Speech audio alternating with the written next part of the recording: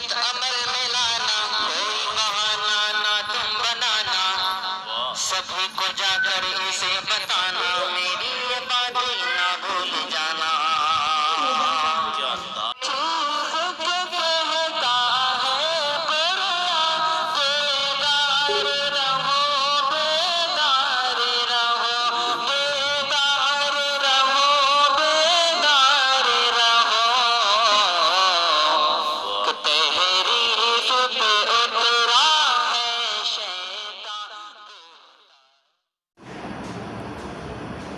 السلام علیکم ورحمۃ اللہ وبرکاتہ۔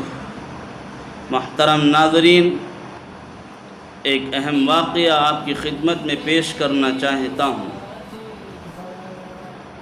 اور اس واقعے سے آپ کو ایک سبق ملے گا کہ لفظ اللہ جب زبان سے نکلتا ہے تو اس کے اندر تاثیر کتنی ہوتی ہے۔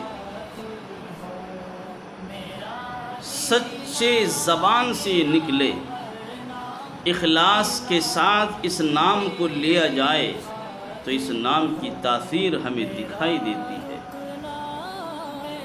کتابوں کے اندر واقعات پڑھنے سے معلوم ہوتا ہے کہ واقعی اس لفظ نے بڑے بڑے گل کھلائے ہیں، چونکہ یہ نام ہم سب کے پروردگار رب کائنات، ساری دنیا کا پالنہار کا نام ہے۔ ایک واقعہ میں آپ کو سناتا ہوں کہ تاتاری فوج شہر دربند پہنچتی ہے۔ شہر دربند کے اندر ایک شخصیت ہے جنہیں شیخ احمد دربندی کے نام سے جانا جاتا ہے۔ تاتاری فوج اس شہر کے اندر جاتی ہے، اور مسلمانوں کو جیسے یہ خبر ملتی ہے کہ تاتاری فوج اس شہر کے اندر آ رہی ہے تو سارے مسلمان اس شہر کو خالی کر کے بھاگ جاتے ہیں۔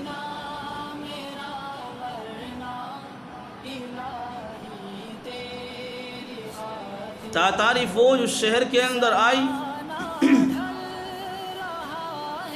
اور سارے مسلمان اس شہر کو خالی کر کے چلے گئے۔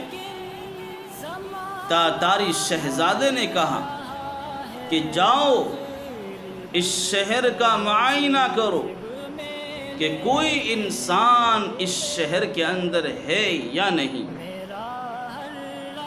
لہذا معائنہ کیا گیا تو معلوم یہ ہوا کہ ایک مسجد کے اندر ایک شیخ احمد دربندی اور ایک ان کے خلیفہ موجود ہیں۔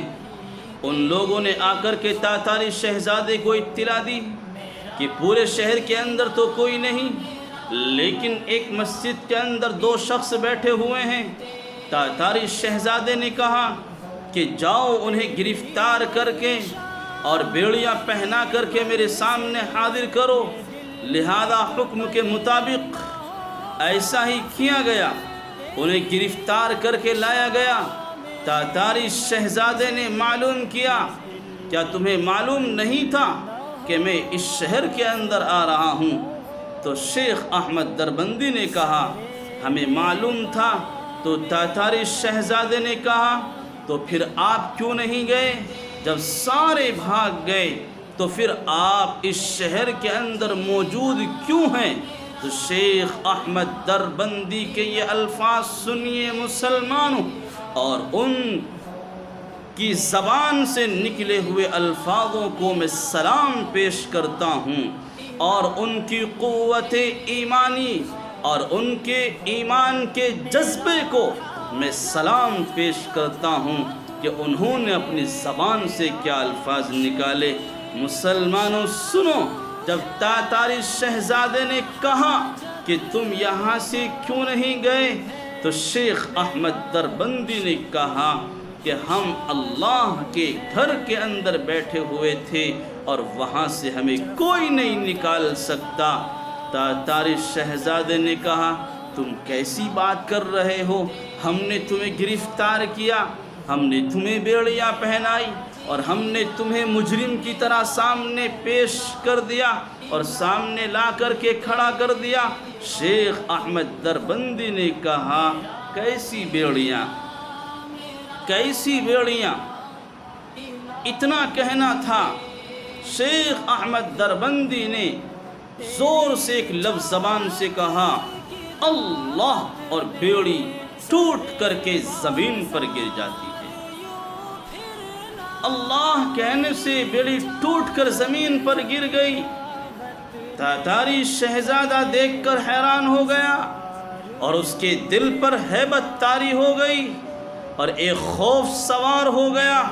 اس نے کہا شیخ احمد دربندی جاؤ، میں تمہیں اس شہر کے اندر رہنے کی اجازت دیتا ہوں۔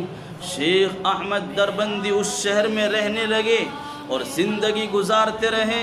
وہ تاتاری شہزادہ خفیہ ملاقات کرنے کے لیے کبھی کبھی ان کے پاس آتا تھا، اور اللہ تبارک و تعالی نے نور فراست سے شیخ احمد دربندی کو یہ اطلاع دے دی تھی کہ ایک ایسا وقت آئے گا یہ تاتاری شہزادہ پورے ملک کا حاکم بنے گا، پورے ملک کی حکومت اس کے ہاتھ میں آئے گی۔ تو شیخ احمد دربندی رحمت اللہ علیہ نے اس تاتاری شہزادے سے کہا تم اسلام قبول کر لو۔ اس نے کہا میں اگر اسلام قبول کر بھی لوں تو ایمان کا اظہار نہیں کر سکتا، کہ کیوں کہ اگر میں نے اس ایمان کا اظہار کیا تو مجھے قتل کر دیا جائے گا۔ تو شیخ احمد دربندی رحمت اللہ علیہ نے کہا تو پھر ایسا کرو، آپ کے ہاتھ میں جب حکومت آئے گی اور آپ اس ملک کے حکمراں بنیں گے تو پھر آپ اپنے ایمان کا اظہار کر دینا۔ تو تاتاری شہزادے نے کہا کیا مجھے حکومت بھی ملے گی؟ کیا میں حاکم بھی بنوں گا؟ تو شیخ احمد دربندی رحمت اللہ علیہ نے کہا کہ ہاں، میرے باطن کا نور بتاتا ہے کہ آپ کو حکومت بھی ملے گی، آپ پورے ملک کے حاکم بنیں گے، آپ پورے ملک کے حکمراں بنیں گے۔ تاتاری شہزادے نے وعدہ کیا کہ اگر ایسی بات ہے تو ٹھیک ہے، میں اس وقت جب میرے ہاتھ میں حکومت آئے گی تو میں ایمان کا اظہار کر دوں گا۔ تو ایسا ہوا، 30 سال کے بعد ملک کی حکومت تاتاری شہزادے کے ہاتھ میں آتی ہے اور فوراً اپنے وعدے کے مطابق ایمان کا اظہار کر دیتے ہیں۔ اس طرح سے دوبارہ پوری دنیا کی حکومت مسلمانوں کے ہاتھ میں آئی۔